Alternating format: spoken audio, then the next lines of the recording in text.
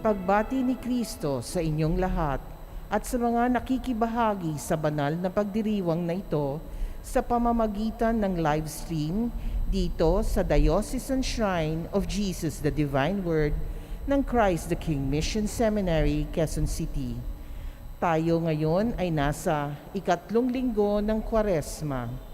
Pamumunuan po ang ating banal na pagdiriwang ni Reverendo Padre Benigno Beltran, SVD, Associate Priest ng Shrine. Tumayo po ang lahat para sa pasimula ng ating misa.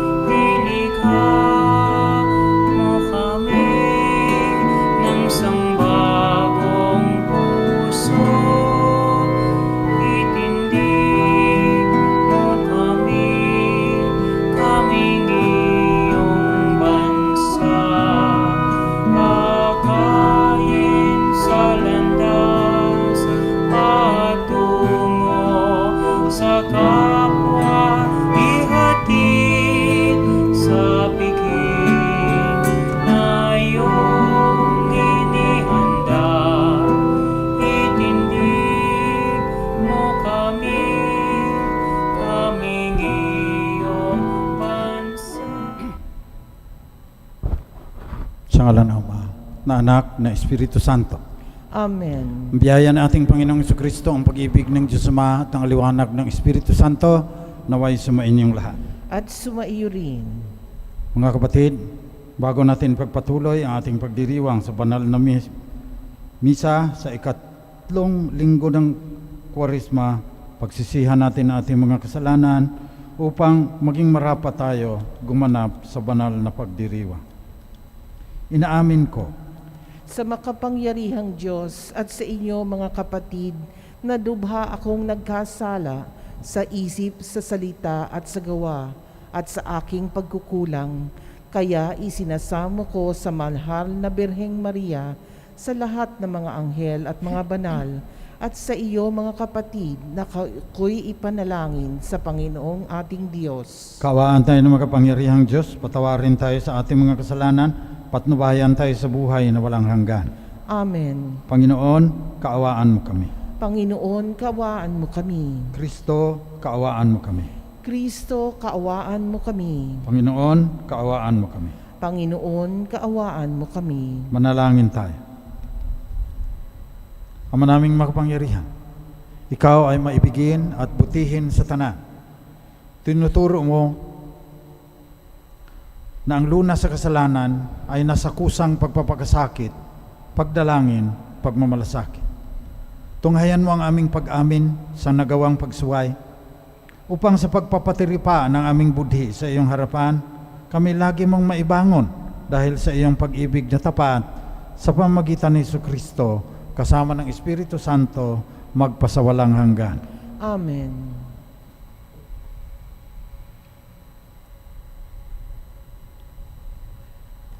Pagbasa mula sa aklat ng Exodo.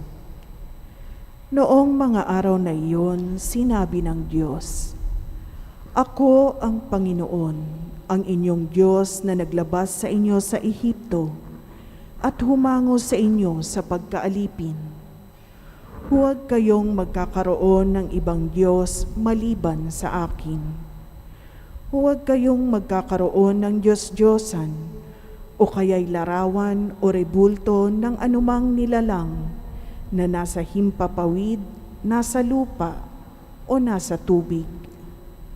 Huwag kayong yuyukod o maglilingkod sa alinman sa mga Diyos-Diyosang yan, sapagkat akong Panginoon ay mapanibughuin. Parurusahan ko ang lahat ng aayaw sa akin, pati ang kanilang mga anak hanggang sa ika-4 na salinlahi. Ngunit ang lahat ng umiibig sa akin ay pagpapalain ko hanggang sa kanilang kaapu-apuhan. Huwag ninyong babanggitin sa walang kabuluhan ang pangalang Panginoon, sapagkat parurusahan ko ang sinumang bumanggit nito ng walang kabuluhan. Italaga ninyo sa akin ang araw ng pamamahinga. 6 na araw kayong gagawa ng inyong gawain. Ang ika-7 araw ay araw ng pamamahinga at itatalaga ninyo sa akin. Sa ika-7 araw walang gagawa isa man sa inyo. Kayo, ang inyong mga anak, mga katulong, ang inyong mga hayop o sino mang naninirahan sa inyong bayan. 6 na araw na ginawa ko ang langit, ang lupa, ang mga dagat, at ang lahat ng nasa mga ito, na mahinga ako sa ika-7 araw. Itinangi ko ito at itinilaga para sa akin. Igalang ninyo ang inyong ama't ina, sa gayoy mabubuhay kayo ng matagal sa lupaing ibinigay ko sa inyo.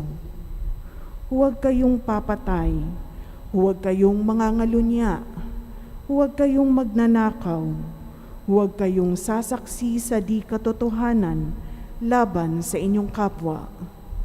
Huwag ninyong pag-iimbutan ang sambahayan ng inyong kapwa, ang kanyang asawa, mga alila, mga baka, asno o anumang pag-aari niya. Ang salita ng Diyos. Salamat sa Diyos.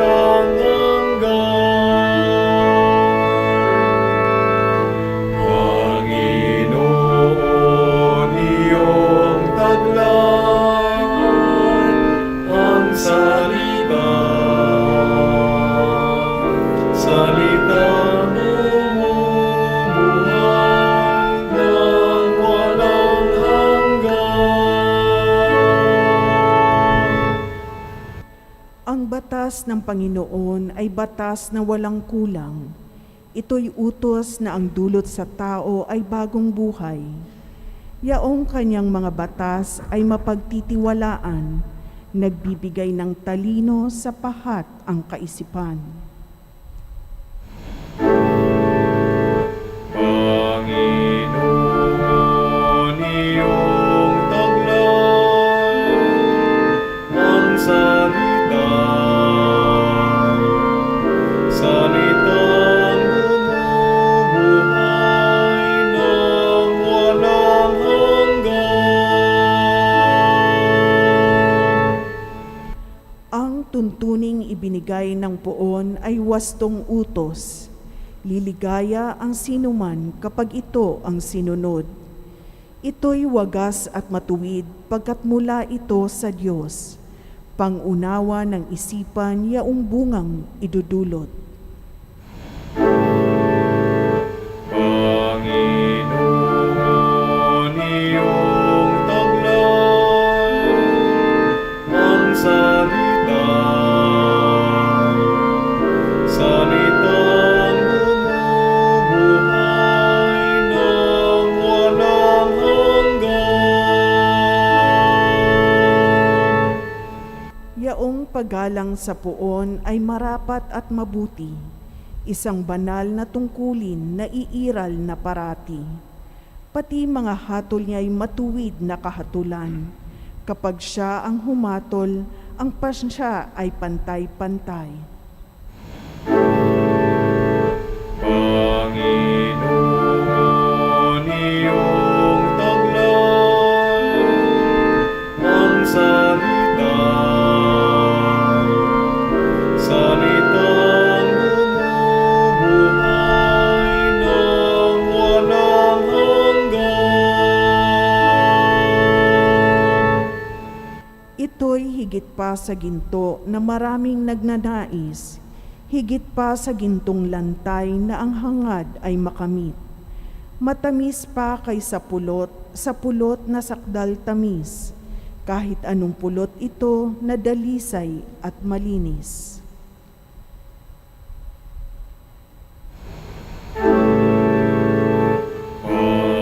Panginoon, iyong taglay,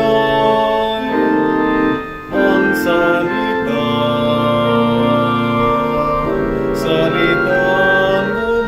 bumubuhay ng walang hanggan.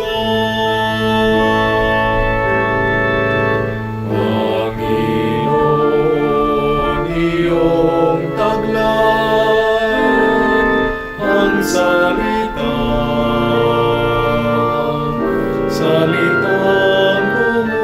bumubuhay ng walang hanggan.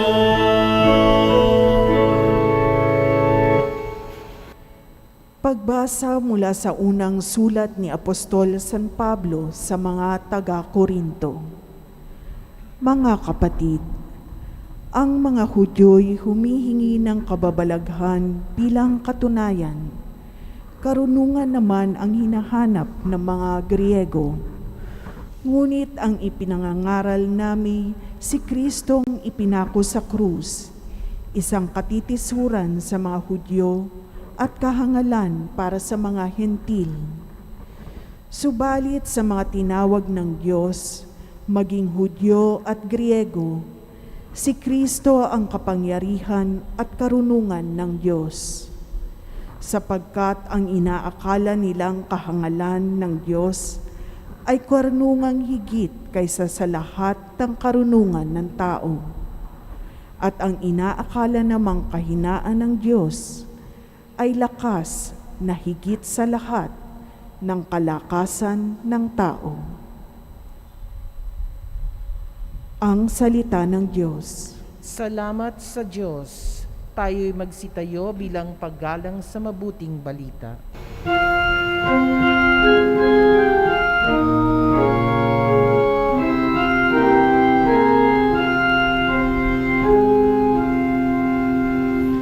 Papuri at pasasalamat sa Panginoon, Hari ng kalwalhatian, magpasawalang hanggan. Papuri at pasasalamat sa Panginoon, Hari ng kalwalhatian, magpasawalang hanggan, walang hanggan.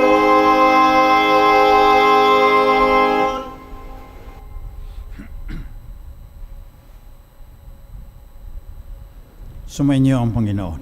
At sumaiyo rin. Mabuting balitaan ng Panginoon ayon kay San Juan. Papuri sa iyo, Panginoon. Malapit na ang Pasko ng mga Hudyo. Kaya't pumunta si Isus sa Jerusalem. Nakita niya sa templo ang mga nagbibili ng mga baka, mga tupa, mga kalapati at mga namamalit ng salapi. Gumawa siya ng isang panghagupit na lubid at ipinagtabuyang palabas ang mga mangangalakal, pati mga baka at tupa. Sinabog niya ang mga salapi ng mga namamalit at pinagtataob ang kanilang mga hapa. Sinabi niya sa mga nagbibili ng kalapati, alisin ninyo rito ang mga yan. Huwag ninyong gawing palengke ang bahay ng aking Ama. Naalaala ng kanyang mga alagad na sinabi sa kasulatan, ang aking malasakit sa iyong bahay ay parang apoy na nag-aalab sa puso ko. Dahil dito'y tinanong siya ng mga Hudyo, anong tanda ang maibibigay mo upang patunayang may karapatan kang gawin ito? Tumugon si Jesus, gibain ninyo ang templong ito, muli kong itatayo sa loob ng 3 araw. Sinabi ng mga Hudyo, 46 na taon na ginawa ang templong ito, at itatayo mo sa loob lamang ng 3 araw? Ngunit ang templong tinutukoy ni Jesus ay ang kaniyang katawan. Kaya't nang siya ay muling mabuhay, naalaala ng kanyang mga alagad na sinabi niya ito. At naniwala sila sa kasulatan at sa mga sinabi ni Jesus. Nang pista ng Paskwa, nasa Jerusalem si Jesus. Marami ang sumampalataya sa kanya nang makita nila ang mga kababalaghang ginawa niya. Subalit, hindi nagtiwala sa kanila si Jesus sapagkat kilala niya silang lahat. Hindi na kailangang may magsalita pa sa kanya tungkol sa kanino man sapagkat talastas niya ang kalooban ng tao. Ito, mabuting balita ng Panginoon. Pinupuri ka namin, Panginoong Hesukristo.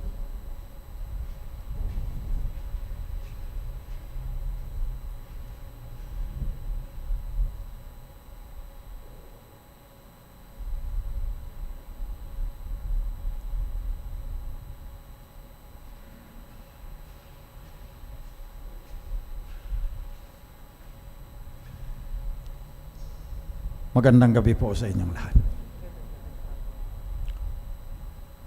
Alam na natin yung kwento ng 6 na bulag. Pumunta sa elepante. Yung tagiliran ang nasalat ng isa, sabi niya parang pader pa lang elepante. Yung isa parang lubid dahil buntot ang nahawakan. Yung isa parang espada dahil yung tusk ang nahawakan. Sabi ng isa, parang pamaypay na malaki yung elepante dahil ang nahawakan niya yung tenga. Sa pagbasa natin na mula sa banal na kasulatan, lalo na sa Ebanghelyo, ang una kong bigyang diin ay kabuuan kaya ni Kristo yung ating pagkilala sa Kanya. Kasi madali kasi yung heart of Jesus, meek and mild, maawain, diba? Mahal ng mga bata, papakain ng marami. Ngayon, yung tinatadyakan ang mesa ng mga nagpapalit ng pera, kasama sa pagkilala mo kay Jesus, kasi nasa Ebanghelyo eh. Kaya kailangan, sa tagal ng panahon,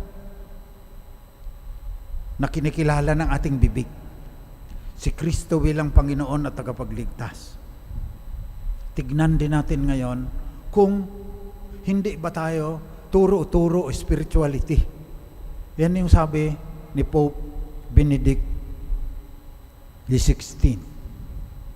Sabi niya, karamihan po sa atin, pinipili lang natin yung yung komportable tayo, yung hindi masyadong challenging, hindi tayo hinahamon, hindi masyadong nakakasakit sa atin, yung mga katangian ni Kristo na meek and mild. Itong nananadyak ng mesa nagpapalit ng pera, kasama sa pagkilala mo kay Jesus. Yan ang una kong bigyang diin. Kasi baka pareho tayo ng bulag, isang bahagi lang ang ating nasasalan, sasabihin na natin, yung elepante, para lubid. Kasi, yung buntot lang ang ating nahawakan. Dapat, yung kabuuan ni Kristo, ang ating makikilala. Sapagkat sinabi, huwag kayong magkakaroon ng Diyos-Diyusan. Baka mayroon tayong Kristo-Kristuhan. Pinipili lang natin yung maganda. Dapat yung kabuuan ni Kristo. Sapagkat, sabi sa pangalawang pagbasa, Si Kristo ang kapangyarihan at karunungan ng Diyos. Tunay na Diyos, tunay na tao. Umiiyak, tumatangis siya, nakikita niya sa Jerusalem. Nakikisaya, siyempre may inuman ng wine at saka pulutan. Pag may kasalan, andon si Jesus. Nagalit sa kanya ang mga Pariseo kasi sumasama siya sa mga tax collectors and prostitutes. Kabuuan ng buong katauhan ni Kristo bilang tunay na Diyos, tunay na tao, bilang kabuuan din, isang tunay na tao na nakalagay sa Ebanghelyo, kasama ang paggawaan ng lubid na panghagupit, pinagtabuyan ang lahat ng mga mangangalakal, yung nagtitinda ng baka at saka tupa. Sa minsang ito, unang kahilingan na makilala natin ang tunay na Kristo at hindi yung Kristo na gawa-gawa lang ng ating sariling guni-guni, sapagkat hindi naman humihingi ng masakit sa atin. Pangalawa, yung templo konsagrado kay Yahweh. Kaya nagalit din si Jesus. Sabi niya,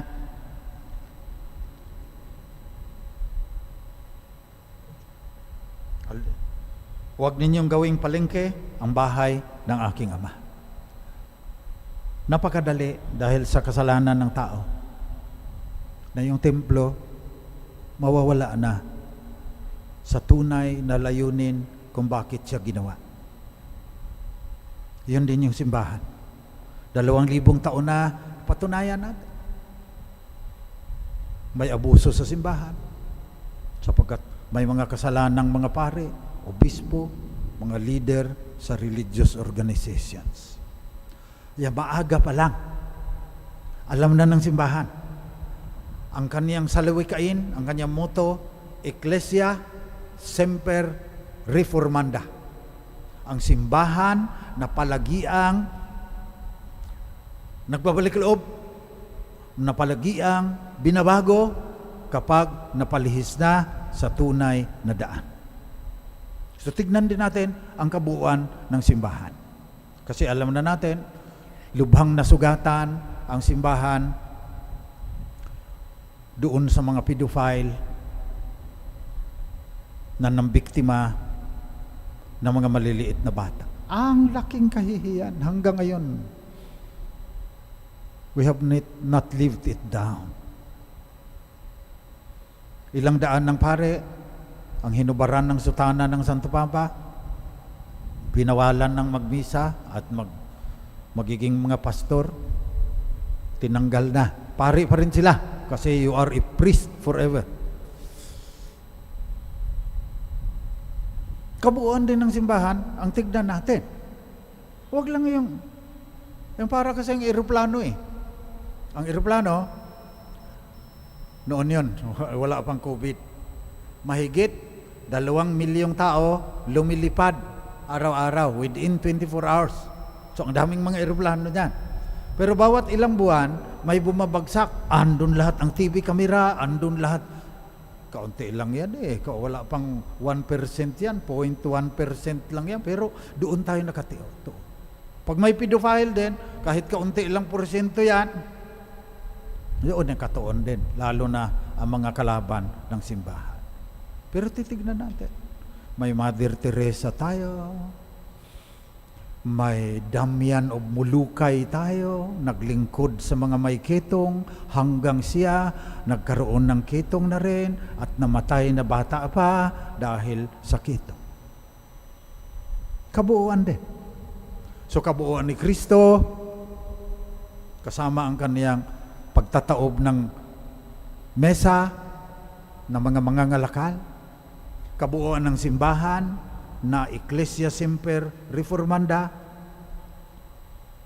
at kabuuan din, pangatlo, ng ating tungkulin. Ano ba ang dapat nating gawin? Na andyan pala si Kristo. Hindi lang pala siya meek and mild, kundi tinatadyakan yung mesa ng mga namamalit ng pera dahil nasa loob na ng templo. Kaya tignan po natin. Una, tulungan niya yung simbahan. Kung merong nang aabuso dyan, kasi nagbago na rin ang simbahan pagkatapos ng pedophile. Ang dami naming meeting. Ano bang protocol? Pagkasama mo yung bata, dapat wala na ngayong kwarto na kayo lang dalawa doon, nakabukas yun, o may kasamang mga adults. Ang daming protocol. Nagbago na rin. Pero dahil makasalanan, may makakalusot pa rin dyan. 10 taon nga sa seminaryo yung mga pare na pedophile, nakalusot pa rin Ang daming psychological test dyan. So tumulong kayo sa reformanda ng simbahan, sa pagbabago ng simbahan. Sa negative yon, para sa mga kasalanan ng simbahan na magbago na siya, magbabalik loob sa Panginoon. Pero yung positive din, ano bang dapat ninyong gawin para ang simbahan makatulong sa marami and will lead many people back to God and to themselves. Kasi ang nakikita ko, hindi rin kabuuan ng ating duty sa simbahan Yung privatized ng spirituality na nagsisimba naman, nagnonobena naman, pero wala silang pakialam doon sa society, sa environment. Turo ng simbahan po yan. Kaya yun ang 3 bagay na gusto kong bigyang diin ngayon kung magiging kabuuan ang ating pananampalataya. Yung kabuuan, kung sino si Kristo, ang ating pagnilaya. Yung kabuuan, kung ano ang simbahan, ang ating ding pag-isipan. At yung kabuuan, kung ano ang tungkulin natin para mapalago ang simbahan at makapaglingkod. Sabi ni Pope Francis, ang simbahan daw dapat ospital ng mga makasalanan. Kasi sabi ni Jesus, yung mga may sakit, ang kailangan ng doktor. Yung mga magaling na, hindi na kailangan ng doktor yan. Lahat ng mga makasalanan, narito. Dapat, paano natin sila mapapunta rito? Hindi lang yung mga makasalanan, kundi yung nangangailangan ng kahulugan ng buhay, kagaya ng mga kabataan ngayon, hindi na nagsisimba May samaan ng loob sila sa simbahan O kaya hanggang ganun na lang. Paano natin mapapunta ang mga kabataan para makahanap sila ng tunay na kahulugan ng buhay?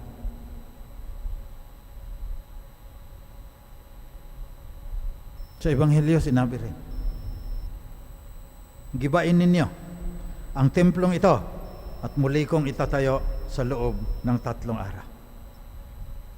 Nagtaka ang mga Hudyo dahil 46 years na ginawa yung templo, 3 araw lang.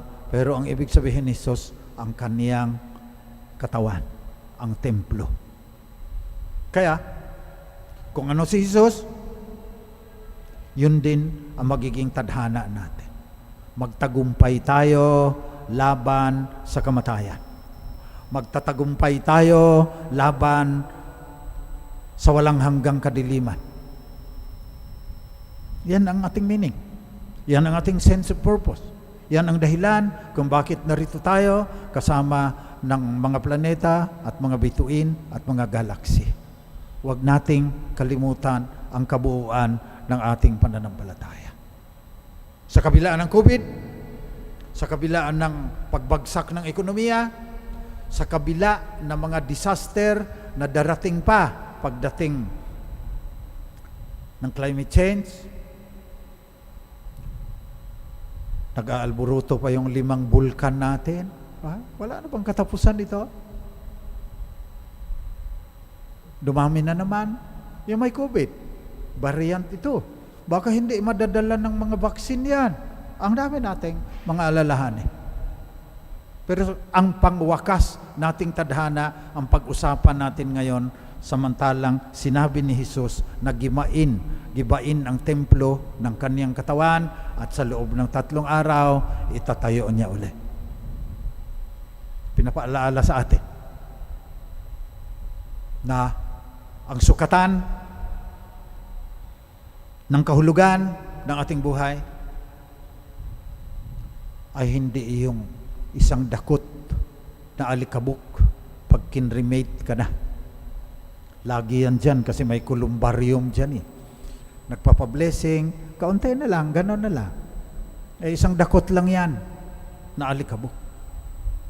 Sa ngayon, pag sabi ni Jesus, gibain ninyo ang templong ito.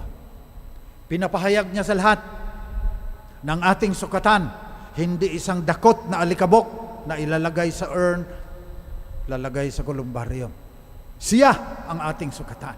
Si Kristo, walang hanggang buhay, katotohanan. Ang sukatan natin ay buhay na walang hanggan.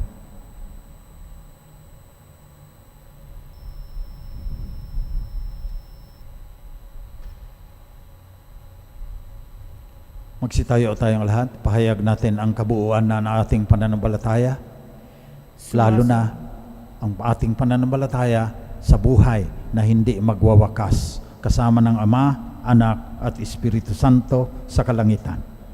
Sumasampalataya ako Sa Diyos amang makapangyarihan sa lahat na may gawa ng langit at lupa.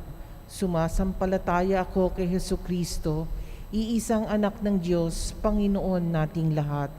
Nagkatawang tao siya, lalang ng Espiritu Santo.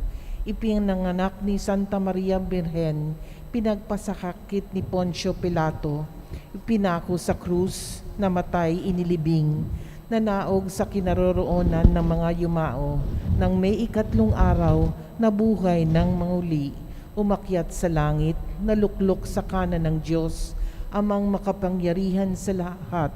Doon magmumulang paririto at huhukom sa mga nangbubuhay at mga nangamatay na tao.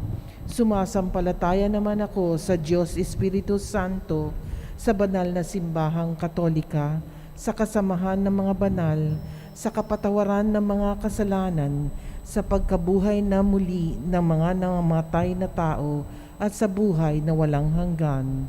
Amen. Panalangin ng bayan. Mga kapatid, manalangin tayo sa dakilang Ama upang makapag-alay tayo sa Kanya ng dalisay na pagsamba at makikilala natin ang kabuuan kung sino si Kristo. Sa bawat kahilingan ang ating itutugon, Panginoon, dinggin mo ang iyong bayan. Panginoon, dinggin mo ang iyong bayan. Ituring nawa namin ang aming kapwa bilang bahagi ng katawan ni Kristo.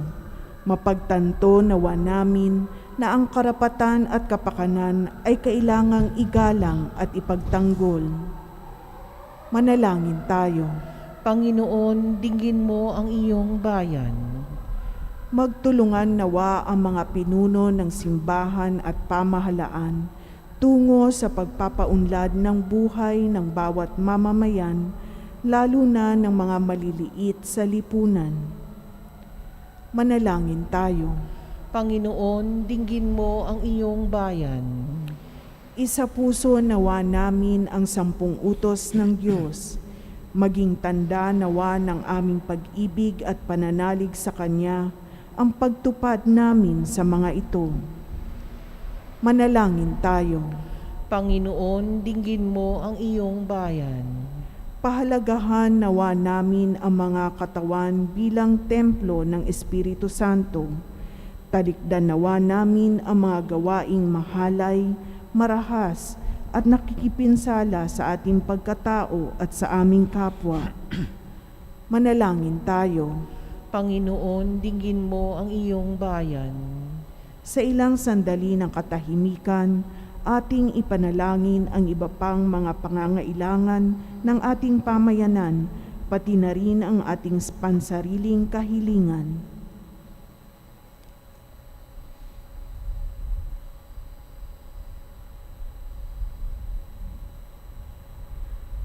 Manalangin tayo. Panginoon, dinggin mo ang iyong bayan. Ama, gawin mo dalisay ang aming mga puso. Tulungon mo kaming mahalin ka at paglingkuran ng buong katapatan. Hinihiling namin ito sa ngalan ni Kristong aming Panginoon. Amen.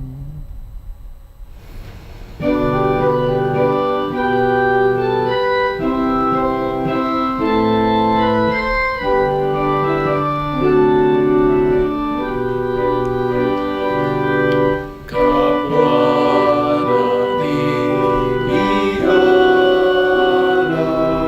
ating sariling kamay. Pagbigyan natin ang buhay, itong pag-ibig na tunay. Ang ating sariling kakayahan, bigyan natin ang kahalagahan.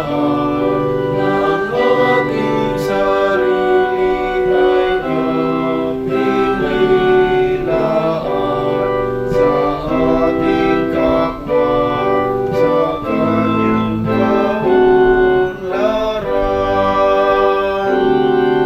Kapwa nating ialay ating sariling kamay.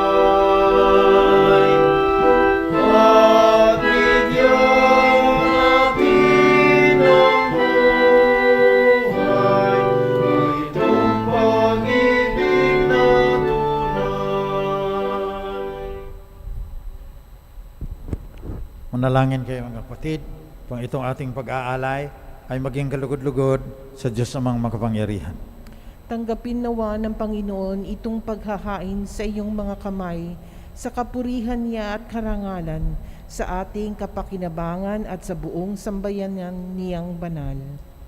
Manaming lumikha, kalugdan mo ang aming paghain upang mga kasalanan naming inihingi ng kapatawaran sa iyo ay matutuhan din naming ipatawad sa kapwa-tao sa pamamagitan ni Jesucristo, kasama ng Espiritu Santo, magpasawalang hanggan.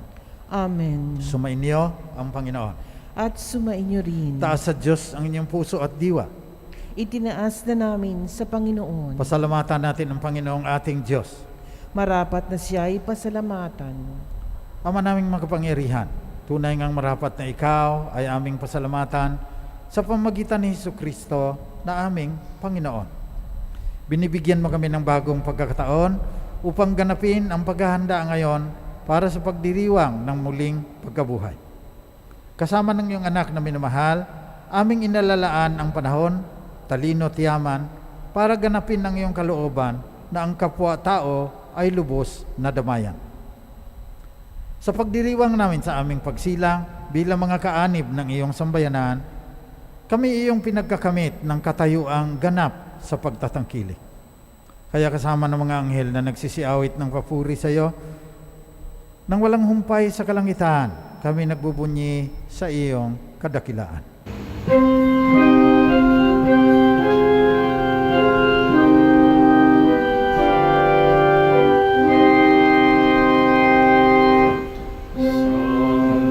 Santo, Santo, Santo,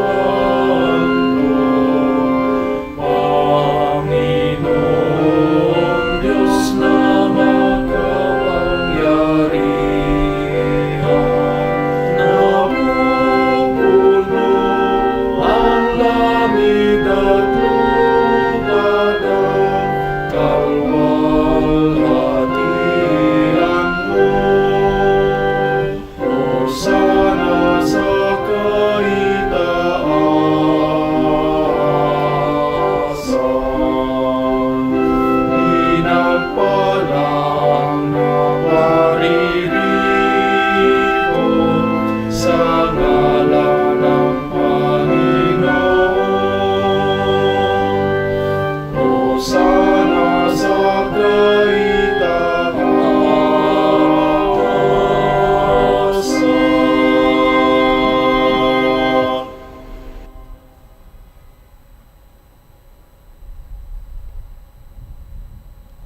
Ama naming banal, dapat kang purihin ng lahat ng nilikha, sapagkat sa pamamagitan ng iyong anak, na aming Panginoong Jesucristo, at sa kapangyarihan ng banal na Espiritu, ang lahat ay binibigyan mo ng buhay at kabanalan.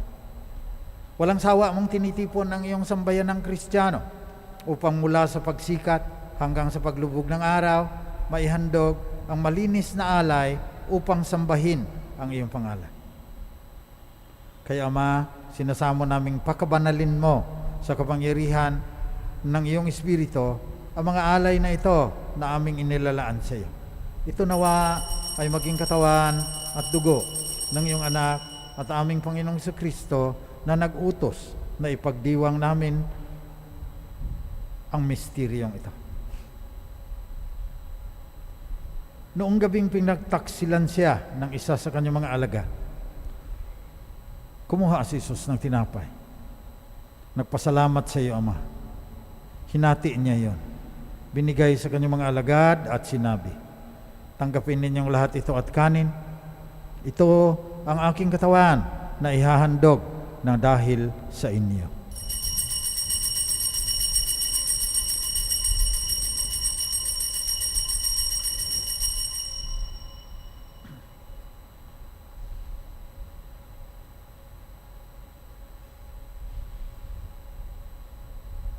Sa ganun ding paraan, pagkatapos ng hapunan, kinuha ni Jesus ang kalis. Muli siyang nagpasalamat sa iyo, Ama. Binigay niya ang kalis sa kanyang mga alagad at sinabi, tanggapin ninyong lahat ito at inumin. Ito ang kalis na aking dugo, ng bago at walang hanggang tipan. Ang aking dugo na ibubuhos para sa inyo at para sa lahat sa ikapagpapatawad ng mga kasalanan. Gawin ninyo ito, panglagi ninyo akong maalaala.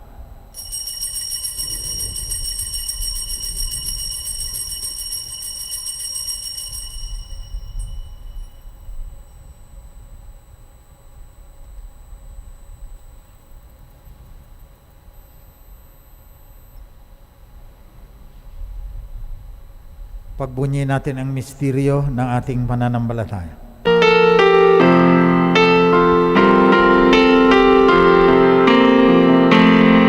Si Kristo'y namatay, si Kristo'y nabuhay, si Kristo'y babalik sa wakas ng panahon.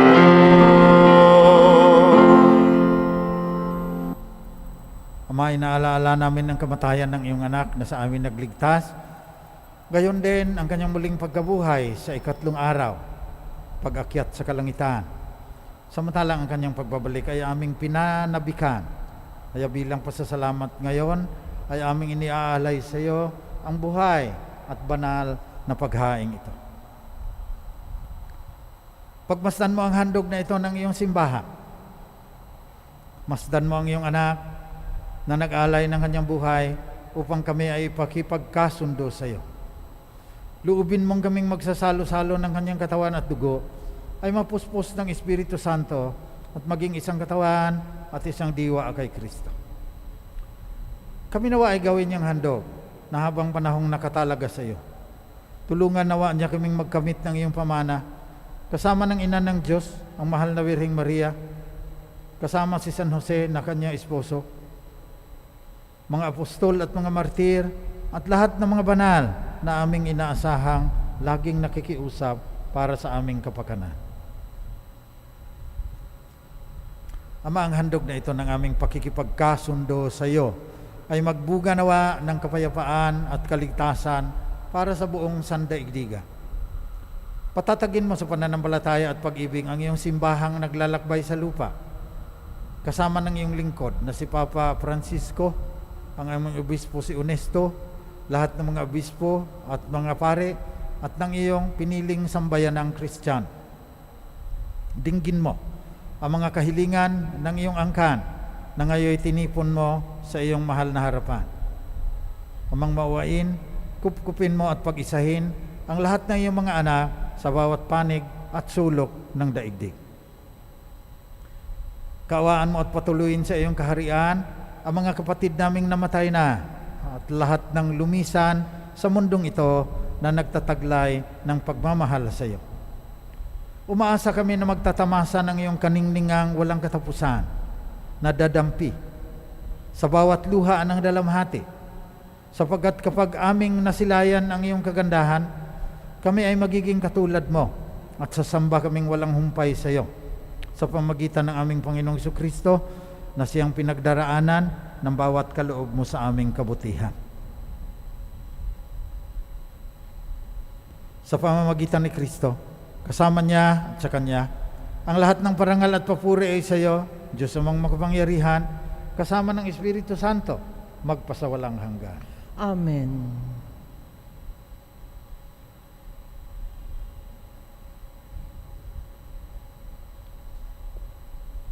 Buong pagtitiwalang manalangin tayo sa ating Ama sa Langit, sa panalangin na itinuro ng ating Panginoong Jesucristo, ang banal na diwa ng Diyos. Ama namin, sumasalangit ka, sambahin ang ngalan mo, mapasa amin ang kaharian mo, sundin ang loob mo dito sa lupa para na sa langit. Bigyan mo kami ngayon ng aming kakanin sa araw-araw.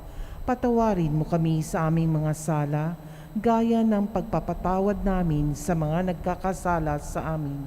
Huwag mo kaming ipahintulot sa tukso, at iadya mo kami sa lahat ng masama. Nihiling namin, Panginoon, na iadya mo kami sa lahat ng masama.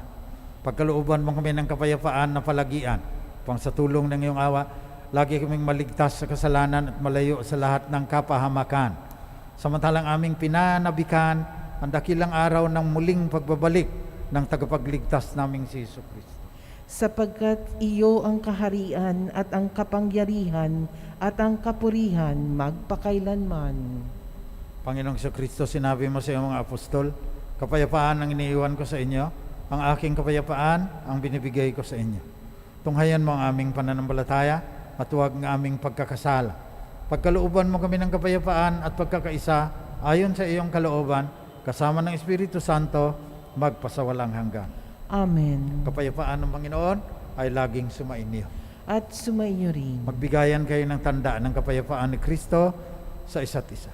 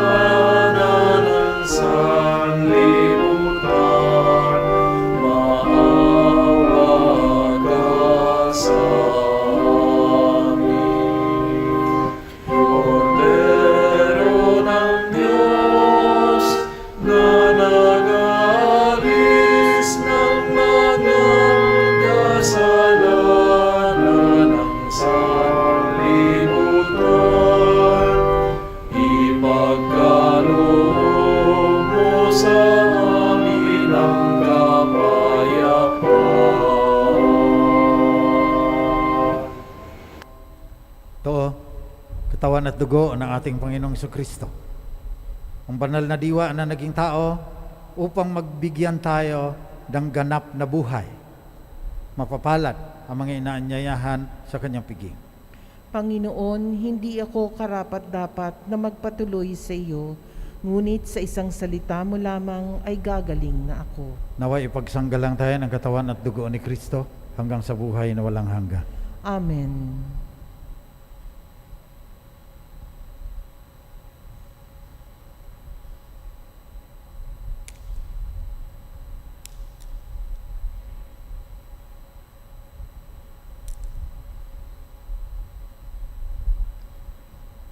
Magsiupo ang lahat.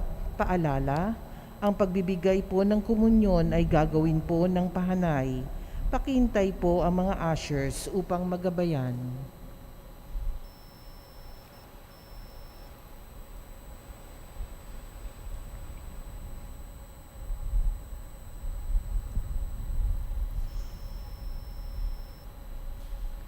espiritual na pakikinabang. Aking Jesus, nananalig akong ikaw ay nananahan sa pinakabanal na sakramento. Mahal kita ng higit sa lahat ng bagay at nais kong tanggapin ka sa aking kaluluwa. Subalit sa sandaling ito, ikaw ay hindi ko matatanggap sa banal na komunyon. Naway tanggapin kita ng espiritual sa aking pagnanais na ito at pumasok ka sa aking puso. Niyayakap kita na parang naririto ka na sa akin at pinagkakaisa ko ang sarili ko sa iyo. Huwag mong hayaan ako'y mawalay sa inyo. Amen.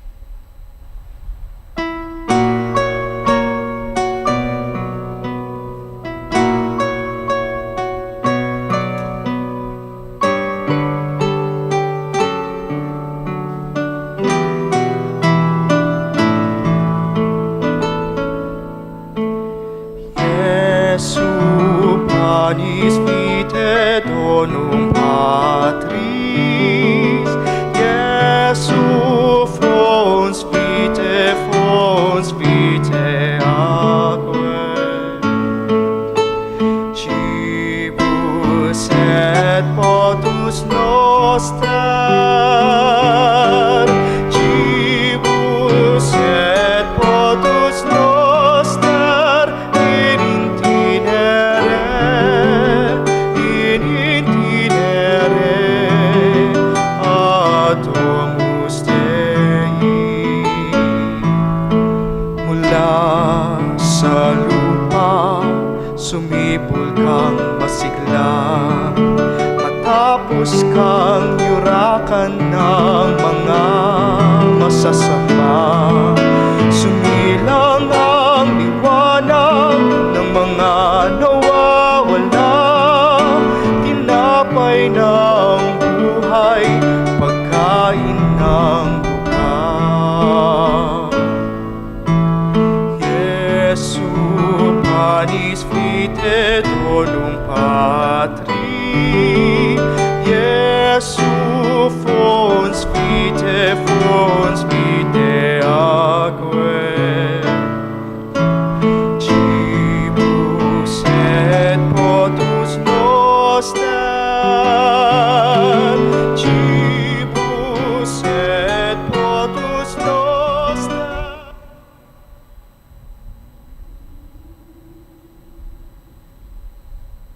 Manalangin tayo. Manaming mapagmahal, sa pakikinabang namin sa iyong banal na piging, pinagsaluhan namin ang bigay mong pagkain. Ginaganap namin ngayon sa pagdiriwang ay lubos namang mangyari sa gawain na namin araw-araw sa pamagitan ni Jesucristo kasama ng Espiritu Santo magpasawalang hanggan. Amen. Oratio Imperata.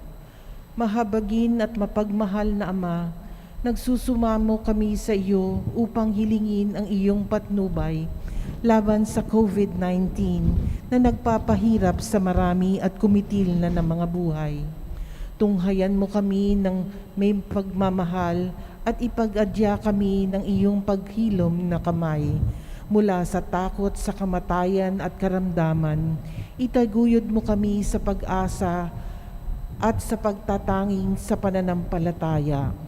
Gabayan mo ang mga dablubhasang naatasan ng tumuklas na mga lunas at paraan upang ihinto ang paglaganap nito. Nagpapasalamat kami sa mga bakunang naisulong sa patnubay ng iyong mga kamay. Pagpalain mo ang aming mga pagsisikap na mawakasan ng mga bakuna ang pandemya sa aming bayan at sa buong mundo. Patnubayan mo ang mga lumilingap sa may sakit upang ang kanilang pagkalinga ay malakipan ng husay at malasakit. Pagkalooban mo sila ng kalusugan sa isip at sa katawan, katatagan sa kanilang paninindigan maglingkod at ipagsanggalang sa karamdaman. Itinataas namin ang mga nagdurusa, makamtan nawa nila ang mabuting kalusugan. Lingapin mo rin ang mga kumakalinga sa kanila. Pagkamitan mo ng kapayapaang walang hanggang ang mga pumanaw na. Pagkalooban mo kami ng biyaya na magtulong-tulong tungo sa ikabubuti ng lahat. Pukawin mo sa amin ang pagmamalasakit sa may mga nangangailangan.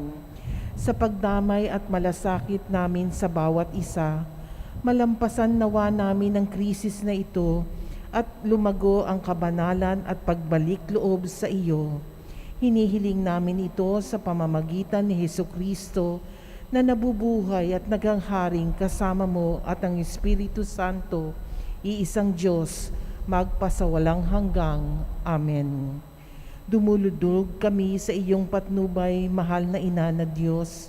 Pakinggan mo ang aming mga kahilingan sa aming pangangailangan at ipag-adya mo kami sa lahat ng kasamaan, maluluhati at pinagpalang Birhen. Amen. Mahal na Birheng Maria, mapagpagaling sa may sakit, ipanalangin mo kami. San Jose, ipanalangin mo kami. San Rafael Arcangel, ipanalangin mo kami. San Roque, ipanalangin mo kami. San Lorenzo Ruiz, ipanalangin mo kami. San Pedro Calunsod, San Arnold Jansen and Joseph Fredanovitz, ipanalangin mo kami. A short announcement. We invite everyone to join our Stations of the Cross every Friday at 5:15 this season of Lent. This is open to the public and live stream. Likewise, our open-air Station of the Cross is also open to the public. Thank you. Sumainyo ang Panginoon. At sumainyo rin. Yumuko kayo at hingin ang biyaya ng Diyos. Ama naming mapagpala, basbasan mo ng tibay ng kalooban ang iyong sambayan ng Kristiyano upang mamalaging tapat sa pagsunod sa iyo at maligayang magkamit ng pagmamahal mo sa pamamagitan ni Jesucristo kasama ng Espiritu Santo magpasawalang hanggan. Amen. Pagpalain kayo ng mapagmahal at makapangyarihang Diyos, Ama, Anak at Espiritu Santo. Amen. Tapos na ang banal na misa, humayo kayong taglay ang kapayapaan upang ang Panginoon ay mahalin at paglingkuran. Salamat sa Diyos.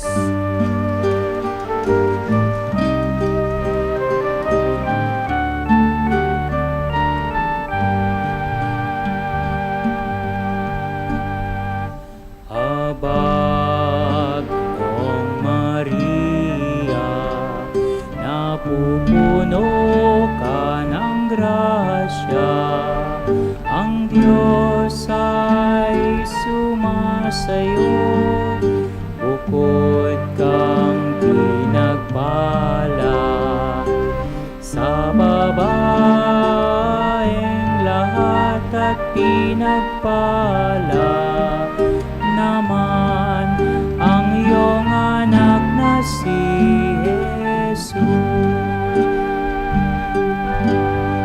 Santa Maria, Ina ng Diyos, ipanalangin mo kami makasalanan ngayon at kung kami mamamatay.